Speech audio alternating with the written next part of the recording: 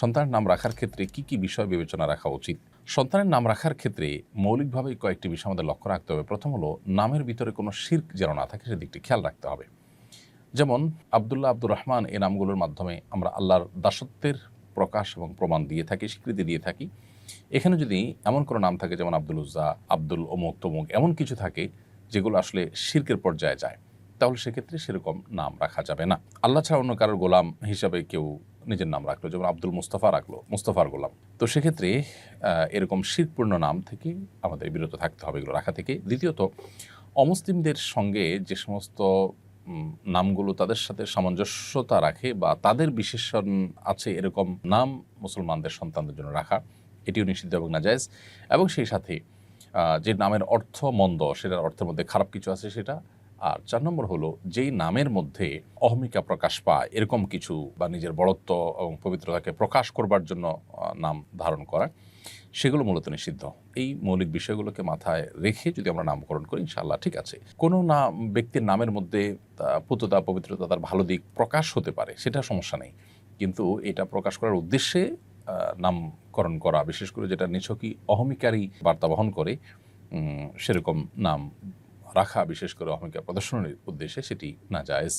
নাম রাখার ক্ষেত্রে আমাদের কয়েকটি স্তর আছে। সবচেয়ে ভালো নাম রাখা হবে তখন যদি আমরা আবদুল্লাহ, আব্দুর রহমান রাখি। নবী সাল্লাল্লাহু আলাইহি ওয়াসাল্লাম পরিষ্কারভাবে হাদিসে বলেছেন আবদুল্লাহ, আব্দুর রহমান হলো সবচেয়ে উত্তম নাম। দ্বিতীয় স্তর হলো, আবদুল্লাহ, আব্দুর রহমানের পর আল্লাহর আরও যে গুণবাচক নামগুলো আছে সেই সব নামের শুরুতে আব্দুন যুক্ত করে যে সমস্ত নাম রাখা হয়, যেমন আব্দুস সবুর, আব্দুল কাদের, আব্দুর রহিম ইত্যাদি ইত্যাদি যে নামগুলো আছে সেগুলো। মেয়েদের ক্ষেত্রে এই সব নামের ক্ষেত্রে শুধু আমাতুন যুক্ত করলে হয়ে যাবে, আমাতুল্লাহ, আমাদুর রহমান, আমাদুস সবুর ইত্যাদি ইত্যাদি। আর তৃতীয় নম্বর যে নামগুলো, সেগুলো হলো নবী রাসূলদের নাম। যে সমস্ত নবী রাসূলদের নাম কোরআনে এসেছে, হাদিসে এসেছে, তাদের নামে নামকরণ করা। মেয়েদের ক্ষেত্রে মেয়েদের নবী রাসূলদের পরিবারের কারোর নাম থাকলে সেগুলো আমরা অনুসরণ করতে পারি, ঈমানদার তাদের পরিবার, বংশধরদের, সহচরদের। আর চতুর্থ হলো সাহাবায়ে কেরাম, তাবেঈ এবং নেককার যে সমস্ত পূর্বসূরীরা চলে গেছেন তাদের নামে নামকরণ করা। এবং 5 নম্বর হলো যে কোনো সুন্দর অর্থবহ নাম রাখার ক্ষেত্রে 5টা স্তর মাথায় রেখে আপনি নাম রাখতে পারেন সন্তানের। আমার এক সহপাঠী ফেসবুকে আত্মহত্যার স্ট্যাটাস দিয়েছিল, আমি তখন গুরুত্ব দেইনি। পরে জানতে পারি সে সত্যি আত্মহত্যা করেছে। আমি মনে করি আমি যদি তখন কিছু করতাম হয়তো সে বাঁচত। এই অনুভূতি থেকে মুক্তি পেতে কি করা উচিত? আমি অনুশোচনায় ভুগছি। প্রিয় ভাই, আত্মহত্যা করা কবিরা গুনাহ, মহা অপরাধ। আত্মহত্যাকারী জাহান্নামে নিবেদিত হবে, নবী সাল্লাল্লাহু আলাইহি ওয়াসাল্লাম বলেছেন। আল্লাহ তার আমাদেরকে হেফাজত করুক। পশ্চিমা সভ্যতা এটি আমাদের মধ্যে যত বেশি বিস্তার লাভ করছে তত বেশি আমাদের মধ্যে ডিপ্রেশনের পরিমাণ বাড়ছে, আত্মহত্যার প্রবণতা তত বেশি বৃদ্ধি পাচ্ছে। কোনো ব্যক্তি আত্মহত্যা করতে যাচ্ছে, এটি আপনি জানার পর যদি তাকে নিবৃত্ত করার কোনো উপায় আপনার কাছে থাকে, তাহলে আপনার কর্তব্য, আপনার উপর ওয়াজিব এবং আবশ্যক হয়ে যায় তাকে নিবৃত্ত করতে উদ্যোগী হওয়া। যদি আপনি বুঝতে ভুল করে থাকেন, মনে করেছেন যে আবেগে দিয়েছে, এটার এমন কোনো সিরিয়াসনেস এখানে নাই, সেটা মনে করে আপনি এড়িয়ে থাকেন, তাহলে এটা আপনার বোঝার ভুলের কারণে আশা করে যে আল্লাহ তাআলার কাছে আপনি গুনাহগার হবেন না। বিধায় এটা নিয়ে অহেতুক মর্মপীড়া আপনার ভোগার প্রয়োজন নেই। তবে হ্যাঁ, এটা ঠিক যে এখান থেকে শিক্ষা নিয়ে আপনি পরবর্তীতে এই জাতীয় ইস্যুগুলোকে আরেকটু গুরুত্বের সাথে দেখার চেষ্টা আপনাকে করতে হবে এবং সেই সাথে আপনার এখানে যে উদ্যোগ নেওয়ার সুযোগ ছিল যেটা আপনি নেননি, সেটার কারণে আল্লাহর কাছে আপনি ইস্তেগফার করবেন, ক্ষমা প্রার্থনা করবেন, ভবিষ্যতের জন্য এরকম ভুল না হয় সেজন্য আল্লাহ তাআলার সাথে প্রতিশ্রুতিবদ্ধ হবে। আসিফ জাওয়াদ লিখেছেন, ইসলামী শরিয়া মতে ধনী ব্যক্তির সংজ্ঞা কি? ইসলামী শরিয়া মোতাবেক যে ব্যক্তির কাছে নেশাব পরিমাণ সম্পদ আছে, অর্থাৎ 52.5 তোলা রূপার মালিক যে ব্যক্তি, এই মুক্তভাবে পরিমাণ সম্পদের মালিক হলে তাকে ধনী বলা হবে। ছেলে হয়ে মেয়েকে টিউশনি করালে কি গুনাহ হবে? আর ছেলে ছাত্রের টিউশনি করলেও যদি ছাত্রের মায়ের সঙ্গে নিয়মিত যোগাযোগ করতে হয়, তাহলে সেটা কি গুনাহের অন্তর্ভুক্ত হবে কিনা? আপনি প্রাপ্তবয়স্কা মেয়েকে কিংবা প্রাপ্তবয়স্ক হওয়ার কাছাকাছি যেটা দেখতে প্রাপ্তবয়স্ক হওয়ার মতো হয় সেরকম মেয়েদেরকে পড়ানোটা আপনার জন্য গুনাহের কথা। যদি পর্দার মধ্যে রেখে পড়াতে পারেন এবং অন্যান্য মেয়েদের সাথে পড়ান এবং সেক্ষেত্রে ফিতনা থেকে আপনি নিজেকে সেভ করার জন্য শত চেষ্টা করেন এবং আপনি টিকে থাকতে পারেন, তাহলে সেটা করতে পারেন। কিন্তু পর্দার বিধান লঙ্ঘন করে যদি পড়ান সেটা গুনাহের ব্যাপার হবে। আর শিক্ষার্থীর মায়ের সাথে, ছাত্রীর মায়ের সাথে যোগাযোগ করার যে ব্যাপারটা, সেটাও প্রয়োজন যতটুকু হয় ততটুকু। ধরুন টেক্সট মেসেজ আদান প্রদান করার মাধ্যমে প্রয়োজন পূরণ হতে পারে, তাহলে সেটুকু করবেন। প্রয়োজনের বাইরে যোগাযোগ করা বা সীমা ছাড়িয়ে যাওয়া সেটা হলো নাজায়েজ এবং গুনাহের কথা।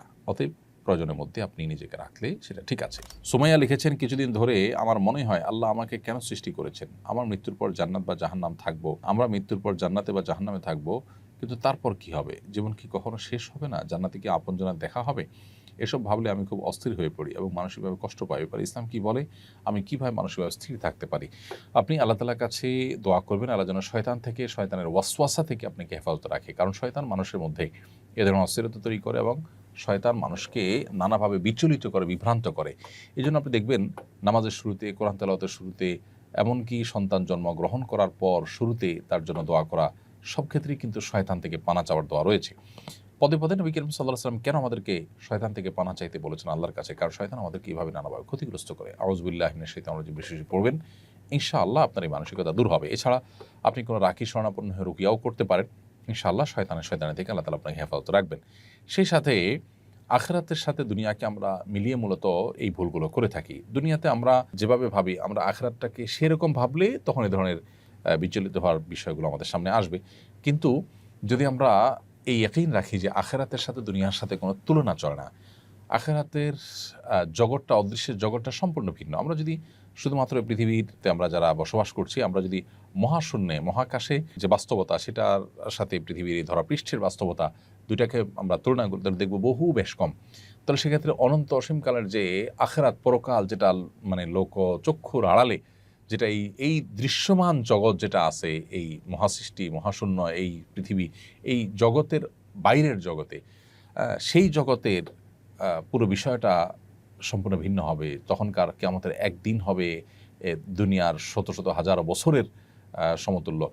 সেটার সাথে দুনিয়ার কোনো কিছুর তুলনা হবে না।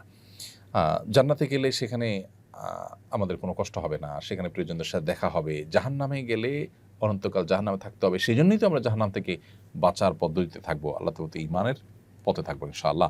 মাহমুদুল হাসান আপনি লিখেছেন, শারীরিক প্রতিবন্ধিতার কারণে পরনির্ভরশীল ব্যক্তির বিয়ের বিধান কি? তারা কি বিয়ে করতে পারবে? প্রতিবন্ধকতা এটা বিবাহের জন্য বাধা নয়। শারীরিক প্রতিবন্ধকতা নিয়েও কেউ চাইলে বিয়ে করতে পারেন।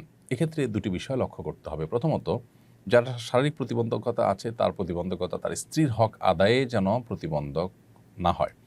এমন কিছু প্রতিবন্ধকতা আছে যেগুলো সত্ত্বেও তিনি স্ত্রীর হক আদায় করতে পারেন।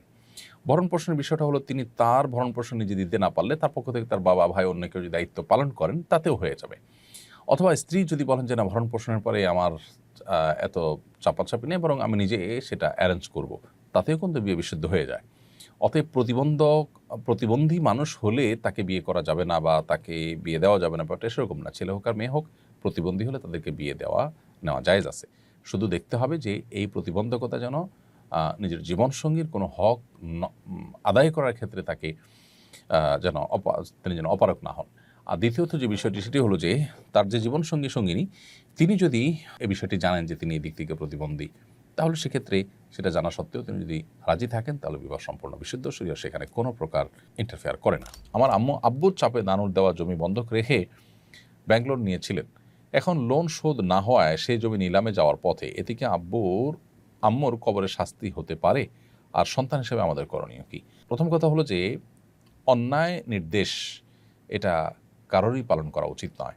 আপনার বাবা যতই চাপ দিয়েছেন, আপনার মায়ের উচিত ছিল এটাকে ডিনাই করা। হারাম কাজে কেউ প্রেসার দিলেও সেটাকে ডিনাই করা উচিত। তারপরে যদি তার ডিনাই সত্ত্বেও তাকে নিরুপায় করা হয়, এরকম পর্যায়ে নিয়ে যাওয়া হয়, তাহলে আশা করা যায় তিনি এর দায় থেকে মুক্ত থাকবেন। তারপরও যেহেতু এ ধরনের একটা গুনাহের কাজের সাথে তিনি জড়িয়েছেন, সন্তান হিসেবে আপনাদের কর্তব্য হলো এখন তার জমি বিক্রি করে হলেও ঋণ পরিশোধ করে দিবেন। এবং তিনি যে অন্যায় কাজ করেছেন, হোক সেটা চাপের কারণে করলে হয়তো অন্যায়ের মাত্রা কমবে, কিন্তু তার অন্যায় তো অবশ্যই হয়েছে।